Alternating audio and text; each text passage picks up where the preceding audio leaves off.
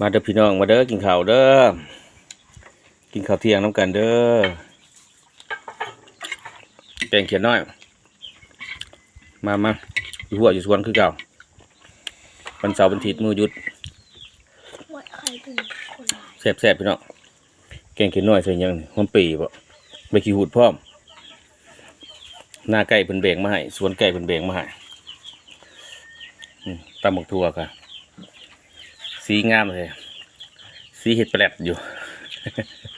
นี่ดิผู้ตับสีคือสีเสือนี่ไปเริ่ม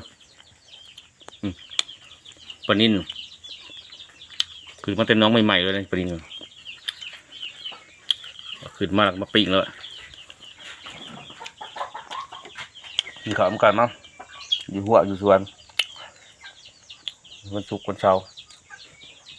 วันอาทิตย์เขาก็มักขาวงามเห็นไหมอยู่เตาก็ยังมีอยู่แล้วนี่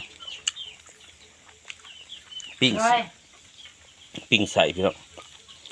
ปิ้งใส่เห็ดแบบปิ้งเบิดพวงเบิดยาวมาเลยเอาม้วนเสียบใส่ไม้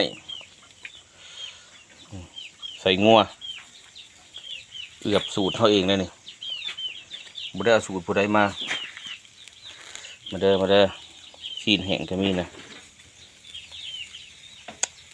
ซื้อซีนนั่น3 โลเห็ดซีนแห้งไปกินแต่ละมื้อพอได้ปั้นเขาไปลาบไปการแต่ละมื้อมาแซ่บน้ำกันนี่แหน่ลูกชายล่ะเบิ่งดูนี่ เก๊กเลย